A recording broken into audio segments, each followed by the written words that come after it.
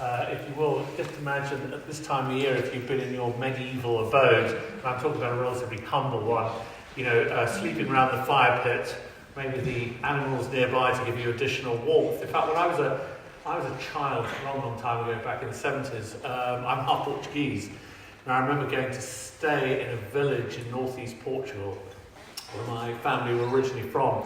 And I was put in a room as a 7-year-old with a hog pen, the pig pen next door, and the whole point being to get piggy electricity heated because there was no electricity. So I have had, one direct experience of what it was like to try and keep warm in the Middle Ages. But just imagine as well that you're now going to have to celebrate 12 days of Christmas, which means a lot of drinking. For most people, pretty rudimentary sleeping arrangements, and absolutely no paracetamol. So you've got a permanent hangover for 12 days. And I guess the question you have to ask, was it that different from today? Well, the answer is it was. But I decided to go and look for images of people throwing snowballs, just to see how many images can you find.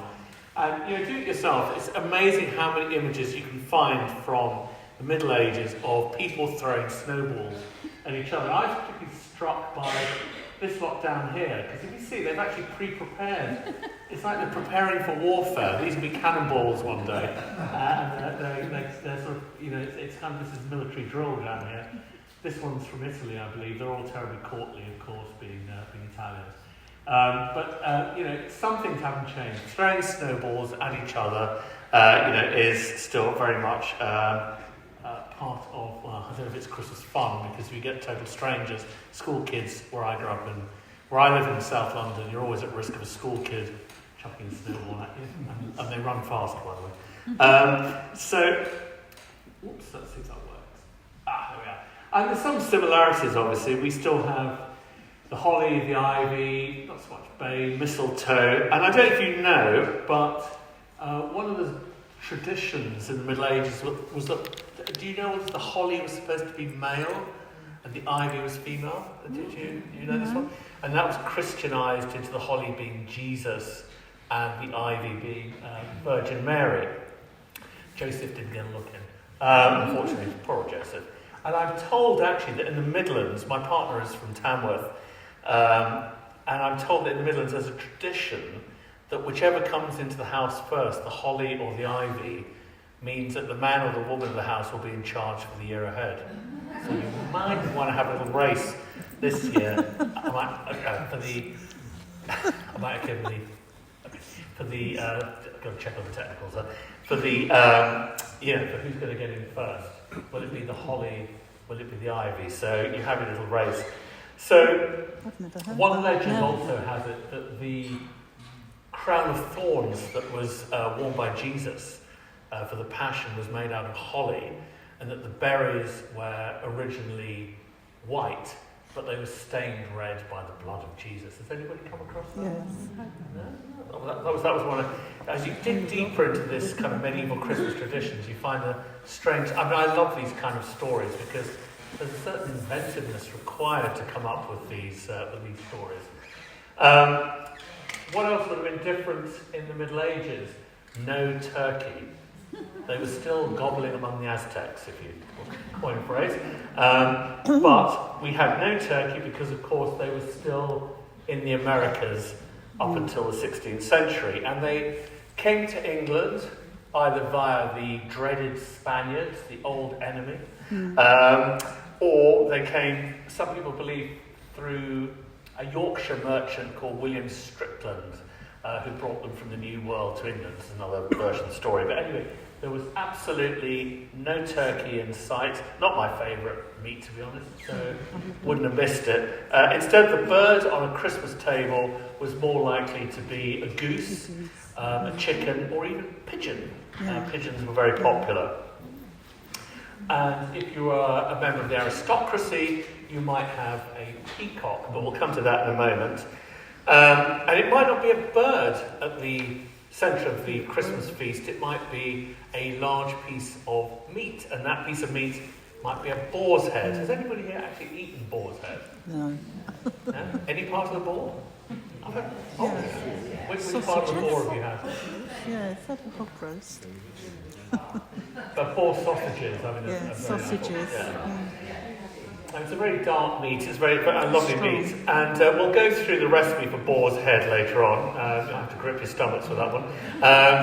But basically, you had 12 days of feasting and drinking. Why has it become so truncated? You can kind of blame the Puritans in the 17th century, well, the Tudors to a degree, Puritans, and then, the barons, the capitalist barons of the 18th, 19th century who didn't want their industrial workers popping off for great long periods for these kind of agrarian holidays. So, the Christmas tree, now this is an interesting one. I had a look at the normal thing that you're told at school, that Prince Albert brought the Christmas tree over, decorated, Queen Victoria, etc. But actually, there's, within Germany, there's a belief that Martin Luther, the Protestant reformer, was the first person to have a Christmas tree. That's not true. The Christmas tree dates back further into the early 1400s. And one of the things that I read I thought was very interesting was that Christmas Eve was originally the feast of Adam and Eve. And there'll be plays put on about Adam and Eve. And the Christmas tree was the paradise tree, they called it, but the tree in the Garden of Eden. And that was then came to be decorated, often by bakers' guilds, who obviously wanted people to buy bakers' products in the 1400s. So you might want to, for example, reenact the Feast of Adam and Eve, take a bauble maybe this year and present it to your wife. You could be the serpent, you see, and you could present a bauble to your wife. Just a thought, I'm just trying to spruce up your Christmas here. So the point basically is that trees, particularly evergreen trees, have had a long tradition of Christmas because of this idea of rebirth, the winter solstice, and because, of course, evergreen trees are green.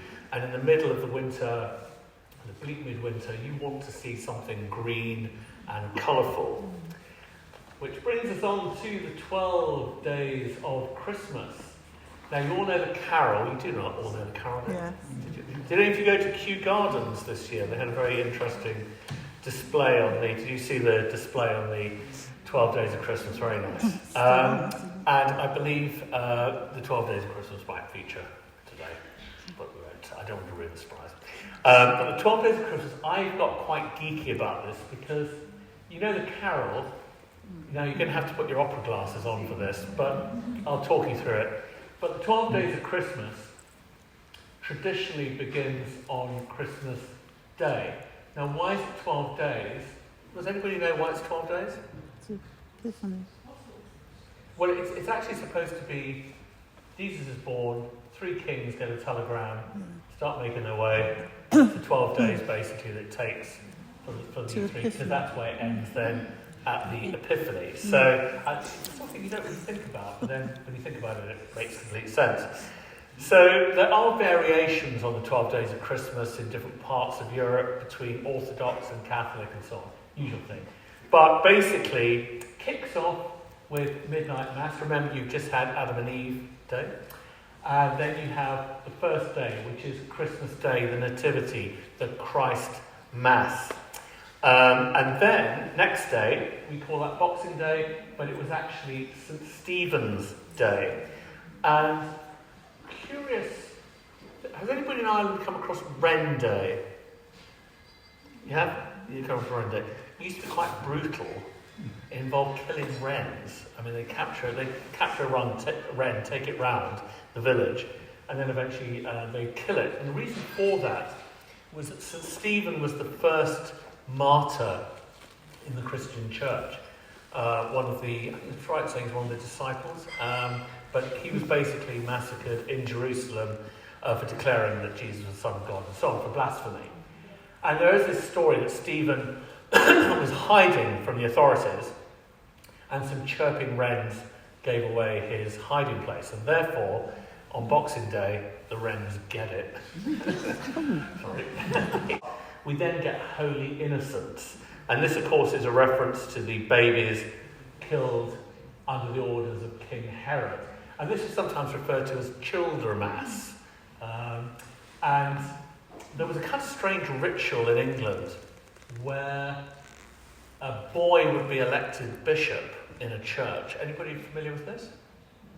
Be elected bishop and would be able to take on the role of being a bishop, was dressed as a bishop, could even deliver a sermon. And this was kind of a role reversal that dated back to the Roman pagan festival of Saturnalia, where slaves and masters exchanged roles. So this thing at Childermas, there were various role reversals in the old medieval Christmas. This was one of them. When the Protestant Reformation came along, the Tudors did not see, were not see eye to eye on this idea of boy bishops, and it was banned. But this was a ritual in various parts of the country, the election of a boy bishop to mark Childermas. And then we have, on the fifth day, we have St. Thomas Becket, who, of course, did not have much festive cheer one Christmas when 4 knights descended on Canterbury Cathedral and splattered his brains all over the altar. But of course, he became a hugely revered saint all the way across Europe. Canterbury, as you know, became a centre of pilgrimage, and he was celebrated at Christmas. Again, the Tudors didn't like this because Henry VIII wasn't that fond of this idea of a cleric who stood up to a king. You see what it is? And I don't like that very much, so that got pretty much canned. And this was the day when people would engage in something called mumming. They would wear masks, might wear these kind of weird hay-like costumes. These practices still exist in other parts of Europe, actually, but not here anymore. But these people in the village, masks, burst into your house. It was all supposed to be fun, but the view that was taken during the later Middle Ages, it was also could be a veneer for criminality. I mean, you think about it, somebody bursts into your house wearing a mask, can be fun, could also be not fun. So that was taboo. But it was actually known sometimes as Thomasing, this practice, because it was on the day of Thomas Becket. Anyway, you can tell my father's a probation officer because I automatically go for the criminality angle and everything. So, now, goodness knows what happened on Egwin of Worcester, if you are interested to know, was a kind of Benedictine poster boy. Was a kind of prominent Benedictines, the richest, possibly the most corrupt monks in the Middle Ages. But they were the fun order to join. If you wanted to become a monk, to have a good time, you joined the Benedictines. So that's who Egwin of Worcester is. The whole thing about New Year, as we were talking about this earlier, was that for people in the Middle Ages, New Year was as likely to be the spring equinox as this time of the year, the definitive return of light. So our idea of New Year's Day wasn't so strong at that time. New Year actually was also was marked actually as being circumcision. It was viewed as being on the 8th day Jesus was taken to the temple and circumcised.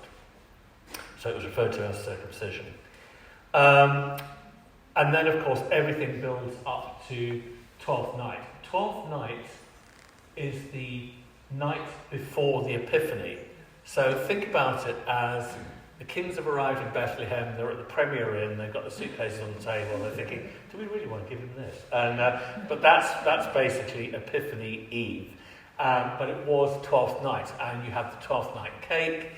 It was a tremendously exciting point. It was what everything had built up to. And to be honest with you, by 12th night, your average medieval peasant probably didn't know what day of the week it was anymore after 10, 11 days of feasting and drinking. But hugely popular, and to be honest, that is really lost. Quite kind of sad. Of course, we know from Shakespeare, 12th night was very important. But you're preparing for the arrival of the 3 kings with their presents and that beautiful nativity scene. And in the 12th night cake, there would be a bean cooked into it. And if you got the slice with the bean, you became the Lord of the Bean or the Lord of Misrule. You became the kind of Jake Master General. Again, this is all part of you be the person who turned everything upside down. This kind of idea of Christmas being a time when the winter solstice being a time when things were turned upside down, dating back to the kind of Roman pagan feast of Saturnalia and the practices there, which were all about slaves and masters changing places.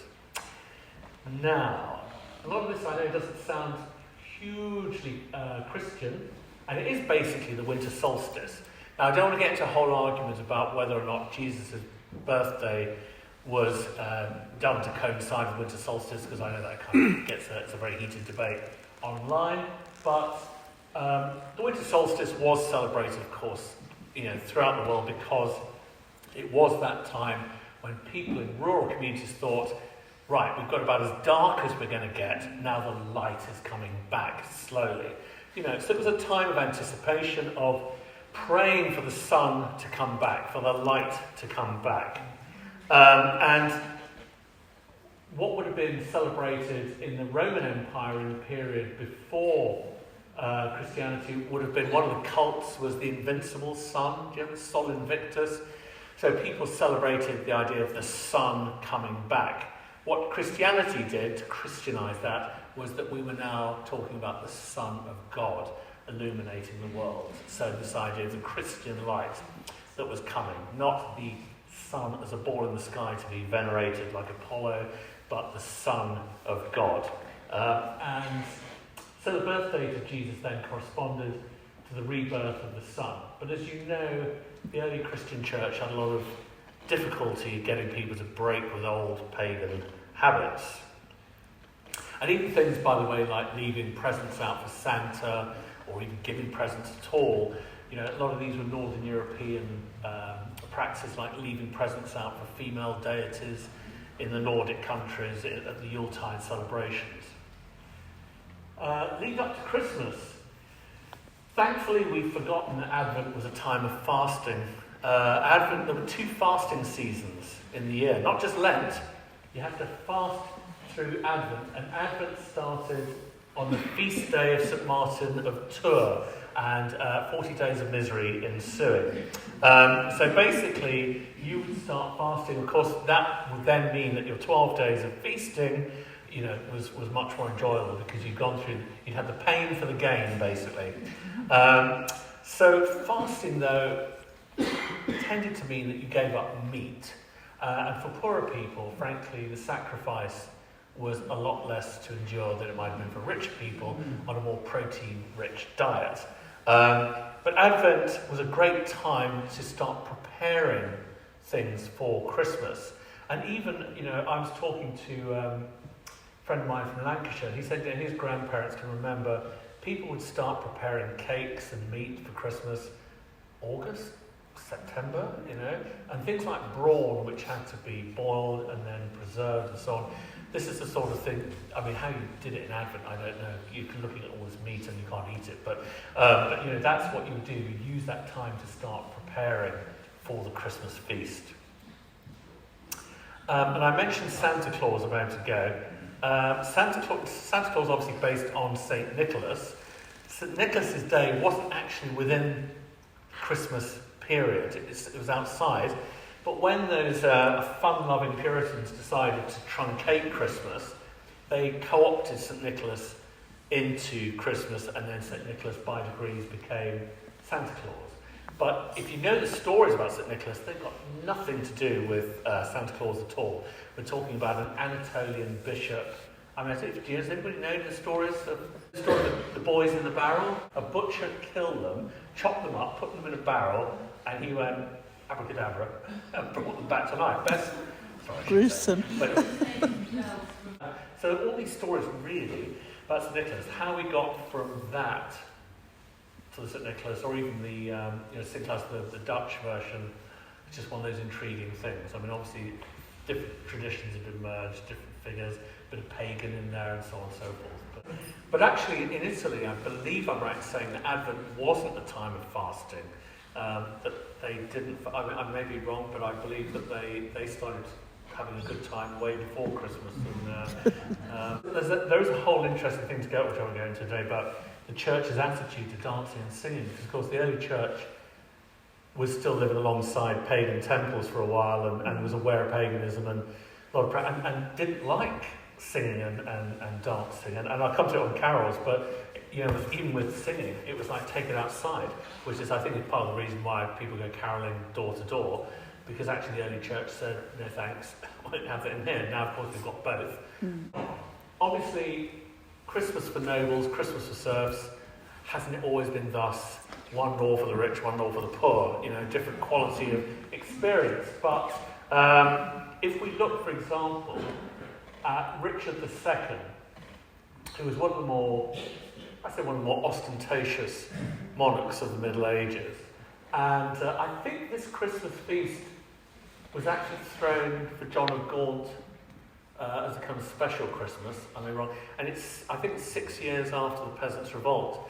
You would think after something as major as the Peasants' Revolt, the monarch might think, I might tone it down a bit, but no, not Richard II. And this is, I'm assured this is a snapshot. This is just a small part of you actually look at the list of what they had at that Christmas dinner, it just goes on and on and on and on. So we have, for Richard II's Christmas feast, we have 144 partridges. I mentioned pigeons. Richard had 1,200 pigeons killed for his table, 11,000 eggs, 210 geese, an astonishing 120 sheep's heads. Wow. Anyway, what a guy. So he didn't skimp on Christmas, basically, and he certainly wasn't worrying about the Peasants' Revolt. They'd obviously, having killed Wat Tyler, the leader of the Peasants' Revolt, they obviously felt confidence enough to have a jolly good Christmas, the aristocracy, and they weren't worrying about anything on Twitter in those days, so that's what they got on with. And as I said, they would have a peacock on the table. Peacocks are lovely to look at, but appearance and reality, not always the same thing. And apparently what often happened was they'd cook a goose. They take the skin and feathers off a peacock and put it over a cooked goose, because peacock meat apparently doesn't taste that nice. So Cook thought that he just tasted it, no, let's put this over a goose. So they basically sling it over a goose. And then they basically arrange it, using 2 sprigs of rosemary, so its neck was erect, and obviously the plumage is out, and it looked beautiful. But it might actually be a goose, not a. Now, boar's head. You have actually got a recipe card, I think, for boar's head about your person there. I didn't know how boar's head was prepared actually until quite recently, but I saw a really quite interesting video of Heston Blumenthal, if you know him, where he actually applied a blowtorch to a boar to kind of speed up the process, but showed how the skin was then taken off the boar's head. The eyes were sewn up, the nose was sewn up, the mouth was sewn up. So essentially you had a sack. That was then stuffed, stop me if anybody's feeling a bit queasy now, but you basically, it was stuffed with fatty bacon, cured meats. In the Regency period, they apparently put a load of truffles in there, but that's the Regency for you. And then sew up muslin bag, cook it, bring it out, cool it down, spread it with lard, and then put ash quite often on it to get that kind of black boar's head look. Stick the tusks back in, maybe a family crest on the forehead, and bring it in. And there are different recipes, you'll find different recipes, but that is that, and of course the boar was held in high esteem. It was seen as a virile, violent animal that you really had to go to town to catch it. Even King Arthur had difficulty chasing one. And you bring it in singing the Boar's Head Carol. If anybody knows how to sing this, by all means, step up and sing it. I don't know the tune. I haven't been able to find the tune, actually. But there it is in the original Old English and then in modern English. But that was brought in triumphantly. And boar's head would often be the centre of a medieval, an upper-class medieval banquet, not the bird. And it is a pretty dramatic thing, to look at. There's also a bit of paganism going on here, let's be honest. The worship of animals and so on. And the boar, you could imagine, in Celtic mythology, particularly, bears and pigs. My name actually means son of the hairy bear, did you know that? And around the boar's head would be something that people in the Middle Ages loved, brawn. Who prepares or cooks brawn here? Used to, yeah. It's good. Went out of fashion, a bit like mutton, it went out of fashion. It was when we all got freezers and you had half a pig and whatever, and then had to do something. Did you and like someone brawn? But someone showed me, because they had grown up doing it, their family did it. So this is what you've got to do with it, and weight it down and whatever. And it's the meat from the kind of head and neck area, kind of shoulder area, and it's basically boiled and then preserved in, and it might be cider or wine or vinegar. And it's basically rich, dark, fatty meat. And they loved it in the Middle Ages, and this would be served in great slabs and then cut, cut finely. Now, what you all love, I know, being abroad, is pies. Pies, everybody loves pies, yeah? Pies were big in the Middle Ages, and pies were big in the Middle Ages. I mean, they might be, half a metre in diameter, and you put all sorts of things into a pie. So you might have, some of the pies that Prince Regent ate, I did a programme about this in Discovery, astonishing amount, he'd have these for breakfast. He'd have a pie with, steaks in and half a chicken. And there's a story, actually, I know this is in the Middle Ages, but it amuses me. There's a story of the Duke of Wellington turning up for breakfast with the Prince Regent. And Prince Regent's sitting there with two pies. And he says, so this one's mine. And Prince Regent went, no, they're both mine. And he said, well, what am I having for breakfast? Obviously that man had a gargantuan appetite. But the point is about pies is they were a container, if you want, for eating stuff out of. So they might take the lid off, and then you would basically eat whatever was inside, get your hands in and take it out. What would happen to the pastry, that lovely pastry oozing in meat and fish and eel juice, was either thrown away, or if the poor were outside, they'd be able to eat some lovely pastry afterwards. I quite like the thought, but there was basically, it didn't even matter if the pastry wasn't that well cooked. There was no prou-lisse, bake-off, going table to table in the Middle Ages, saying, I don't like that one, and you haven't got that one right. It didn't matter as much as it does to us today. There were no prizes, basically, for getting it right. Mince pies were, as you know, mince. You've got some at the back there, but they might have been rectangular in the Middle Ages with a baby Jesus on top, and you might have eaten a mince pie for every day of the 12 days of Christmas. Real mince, shredded meat, and we were talking earlier, suet. That's something that's a forgotten. I had my Irish grandmother, she was never seen anywhere without a pack of suet. Because suet, a Torah, wasn't that the brand? Yeah. Torah suet. But also, in the Middle Ages, people recycled. They did all the things we're being told to do today, recycling. Suet would be used in oil lamps, candles, your leather might be treated with it, and you were cooking with it. All-purpose ingredient. See, they've got so much to teach us in the Middle Ages. You would also add in spices. So those spices might be cinnamon, cloves, nutmeg, and these spices were often intended to kind of evoke the gold, the frankincense, more not the gold, the frankincense and myrrh, the kind of rich smells that might have been experienced in the stable by Jesus as the three kings came with these exotic spices. We often think that the Crusaders brought these spices to Europe. They went to the Crusades, they found all these lovely spices and brought them back. But I think that's giving the Crusaders too much credit. The Vikings could have easily brought... a Norwegian friend of mine actually said to me the other day, said, we had cinnamon, from Sri Lanka in the Nordic countries, during the Viking period, because the Vikings were out in the east and they were serving as bodyguards to the Byzantine emperor. And they would have brought stuff back from the markets of Constantinople or Antioch or wherever. So I think spices were always there. Another thing I know a lot of historians argue about is whether or not spices were intended to hide the stench of rotten meat. Some medievalists say, no, that is not true. Meat was not as bad as you think. It was far better preserved, and some would have actually just been slaughtered on the spot. And was it fabulously expensive? Again, some people say no, it wasn't. If you're rich, yes, you used a stupid amount of spices. But equally, a butcher or a herdsman or a middling kind of person in medieval society, might have used a small amount of spice for special meals. So, it wasn't unknown to other people. Now, how do we wash all this down? Booze. Wine for the rich, ale for the poor. That's a crude way of putting it, but that's essentially it. Eggnog seems to have come later. Mulled wine, most likely drunk throughout the season, referred to as Hippocras. And ale, of course, drunk in varying strengths, even available to children at a very mild strength. And you'd have had mulled wine. One of your recipes is for clary.